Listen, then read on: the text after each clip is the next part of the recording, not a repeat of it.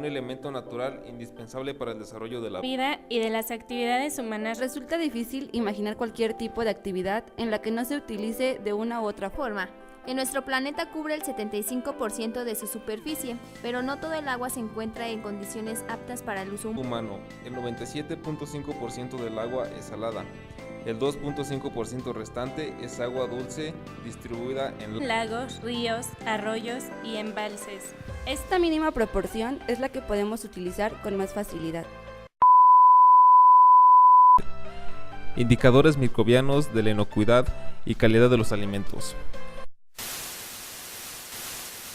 Los alimentos son la fuente principal de exposición a agentes patógenos, tanto químicos como biológicos, por ejemplo, virus, parásitos y bacterias. Cuando los alimentos se contaminan en niveles inadmisibles de agentes patógenos y contaminantes químicos o con otras características peligrosas, conllevan riesgos sustanciales para la salud de los consumidores y representan grandes cargas económicas para las diversas comunidades y naciones. La calidad de los alimentos es el conjunto de cualidades que hacen aceptables los alimentos a los consumidores. Estas cualidades incluyen tanto las percibidas por los sentidos, por ejemplo, sabor, olor, color, textura, forma y apariencia, tanto como las higiénicas y químicas. La calidad de los alimentos es una de las cualidades exigidas a los procesos de manufactura alimentaria, debido a que el destino final de los productos es la alimentación humana y los alimentos son susceptibles en todo momento a sufrir cualquier forma de contaminación. En resumen, los factores principales que cuentan son gusto, salud, conveniencia, etiquetado, envasado, respeto del medio ambiente e innovación. Así como los consumidores requieren que los productos sean manipulados de acuerdo con ciertos estándares.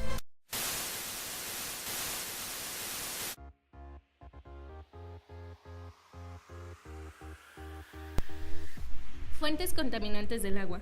Algunas de nuestras fuentes de agua se han convertido en fuentes prácticamente venenosas, debido a que están infestadas con desechos plásticos, desechos químicos, entre otros.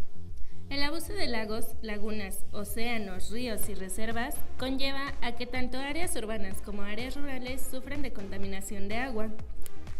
Algunas de las principales fuentes de contaminación de agua son agua residual de áreas residenciales. Cada día, las aguas residuales, es decir, agua que se utiliza tanto en áreas residenciales como en áreas industriales, fluyen hacia las tuberías del alcantarillado. En el mejor de los casos, las aguas residuales van hacia una planta de tratamiento. Las aguas residuales provienen de lavamanos, lavavajillas, lavadoras de ropa, retretes. A menudo, estas aguas residuales parcialmente tratadas salen de la planta de tratamiento y son descargadas a una vía acuática. Estas pueden ser tratadas para eliminar microorganismos y sustancias dañinas y estar seguras para el riego y para las necesidades de agua no potables. Agua residual de la industria. La industria es una fuente enorme de contaminación del agua porque produce contaminantes que son extremadamente dañinos para las personas y el medio ambiente. Muchas instalaciones industriales usan agua dulce para llevar los desechos de la planta a ríos, lagos y océanos. Algunos de los contaminantes de fuentes industriales incluyen asbesto, plomo y aceites. El aceite no se disuelve en agua, sino que forma una gruesa capa sobre la superficie del agua. Esto puede impedir que las plantas marinas reciban suficiente luz para la fotosíntesis. También es perjudicial para los peces y aves marinas. Otra fuente contaminante son las fugas subterráneas. Un tanque o red de tuberías que tiene al menos el 10% de su red subterránea se conoce como un tanque de almacenamiento subterráneo. A menudo almacenan sustancias tales como el petróleo, que son perjudiciales para el medio ambiente que les rodea en caso de una fuga. Deposición atmosférica. Esta forma de contaminación es el proceso de deterioro de la calidad del agua al entrar en contacto con la contaminación en el ambiente. Es decir, es la contaminación que ocurre cuando el agua entra en contacto con aire contaminado. En la atmósfera, las partículas de agua se mezclan con dióxido de carbono, sulfuro, dióxido y óxidos de nitrógeno. Esto forma un ácido débil. La contaminación del aire significa que el agua en estado gaseoso absorbe más de estos gases y su nivel de acidez incrementa perjudicialmente. Al condensarse y transformarse en líquido, es decir, cuando llueve, el agua ya está contaminada, lo que causa una lluvia ácida. Cuando la lluvia ácida contamina ecosistemas acuáticos, como océanos, lagos y ríos, la vida en esos ecosistemas y la vida de los humanos que utilizan estas aguas corre peligro. Múltiples usos del agua. El consumo de agua varía según el tipo de actividad para el cual se emplea. Consumo doméstico.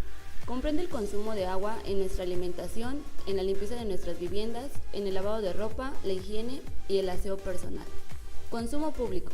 En la limpieza de las calles de ciudades y pueblos, en las fuentes públicas, riego de parques y jardines, y en otros usos de interés comunitario. Uso de agricultura y ganadería. En agricultura para el riego de los campos, en ganadería como parte de la alimentación de los animales y en la limpieza de los establos. El agua en la industria, en las fábricas, en el proceso de fabricación de productos, en los talleres y en la construcción. El agua, fuente de energía. Aprovechamos el agua para producir energía. En algunos lugares se aprovecha la fuerza de la corriente de agua de los ríos para mover máquinas, como molinos de agua o aserraderos. El agua vía de comunicación. Desde muy antiguo, el hombre aprendió a construir embarcaciones que le permitieron navegar por las aguas, mares, ríos y lagos. En nuestro tiempo utilizamos enormes barcos para transportar las cargas más pesadas que no pueden ser transportadas por otros medios. Deporte y agua. En los ríos, en el mar, en las piscinas y lagos, practicamos un gran número de deportes, como vela, submarismo, natación, patinaje sobre hielo, hockey. Además pasamos parte de nuestro tiempo libre disfrutando de agua de las piscinas, en la playa y en los parques acuáticos, o simplemente contemplando y sintiendo la belleza del agua de los ríos, las cascadas, los arroyos, las olas de mar, entre otros. Sustancias contaminantes del agua. Hay un gran número de contaminantes del agua que se pueden clasificar de muy diferentes maneras. Una posibilidad bastante usada en agruparlos en los siguientes 8 grupos. Microorganismos patógenos. Son los diferentes tipos de bacterias, virus, protozoos y otros organismos que transmiten enfermedades como el cólera, tifus, gastroenteritis diversas, hepatitis, entre otras. En los países en vías de desarrollo, las enfermedades producidas por estos patógenos son uno de los motivos más importantes de muerte prematura, sobre todo en niños. Desechos orgánicos. Son el conjunto de residuos orgánicos producidos por los seres humanos, ganado, entre otros. Incluyen heces y otros materiales que pueden ser descompuestos por bacterias aeróbicas, es decir, en procesos con consumo de oxígeno. Sustancias químicas inorgánicas. En este grupo están incluidos ácidos, sales y metales tóxicos como el mercurio y el plomo.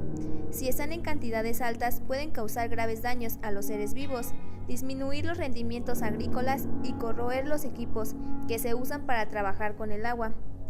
Nutrientes vegetales inorgánicos. Nitratos y fosfatos son sustancias solubles en agua que las plantas necesitan para su desarrollo, pero si se encuentran en cantidad excesiva, inducen el crecimiento. Compuestos orgánicos. Muchas moléculas orgánicas como petróleo, gasolina, plásticos, plaguicidas, disolventes, detergentes, entre otros, acaban en el agua y permanecen en algunos casos largos periodos de tiempo, porque al ser productos fabricados por el hombre, tienen estructuras moleculares complejas difíciles de degradar por los microorganismos. Sustancias radiactivas.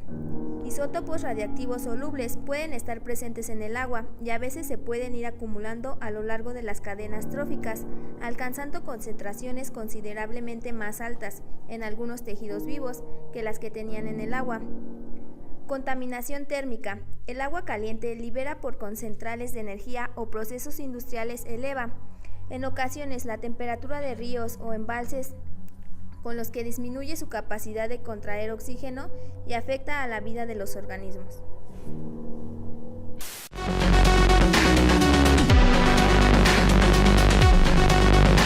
El agua dulce o no salada se encuentra en ríos, lagos y arroyos. Contiene cantidades mínimas de sal y su origen es por la precipitación de vapor. Algunos de los factores son el calor específico, que es de 15 grados centígrados, la iluminación, que es por la radiación del sol que penetra en las aguas poco profundas, y los gases disueltos, que es el oxígeno que ayuda a la fotosíntesis de plantas acuáticas, y el anhídrico carbónico para la respiración de los organismos. Algunos organismos que se encuentran en este tipo de agua son los protozoos ciliados y las algas verdes. Las aguas saladas, que son las que se encuentran en el mar, son una disolución en agua de diferentes sustancias. Entre ellas es una gran cantidad de sales minerales como el cloro y el sodio. Estos tienen su densidad que varía según la cantidad de sales que contengan.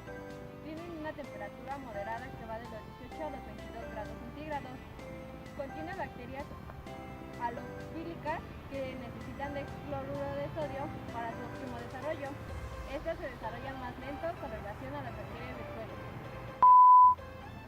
Otros grupos de bacterias que se encuentran en este tipo de agua son las pseudomonas, aeromonas y el vibrio. El vibrio principalmente es la bacteria Bemixicus, que se desarrolla entre una temperatura de 15 a 31 grados centígrados. Estas bacterias existen dos teorías de su origen.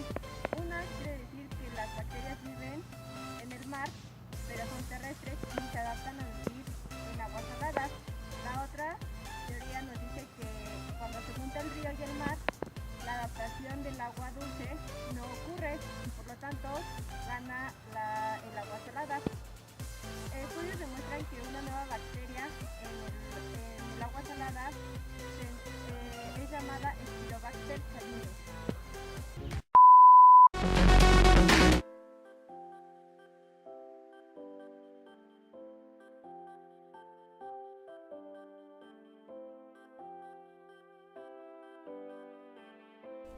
Captación. En esta etapa, el agua se extrae desde las fuentes naturales, generalmente de los ríos.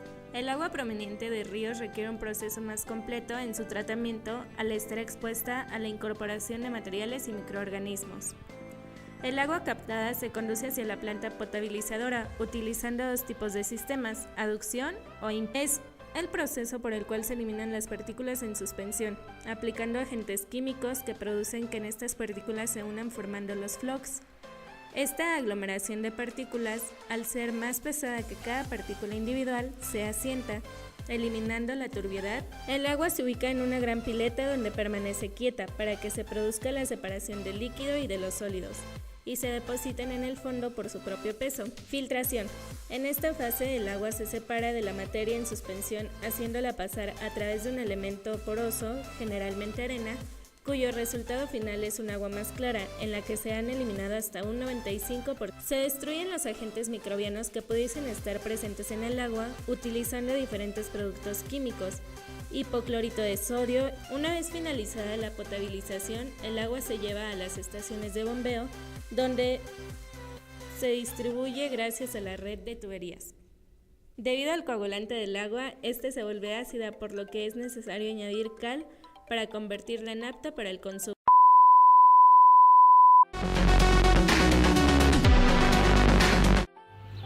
De acuerdo con la OMS, salud es un estado completo de bienestar físico, mental y social, no solamente una ausencia de enfermedades.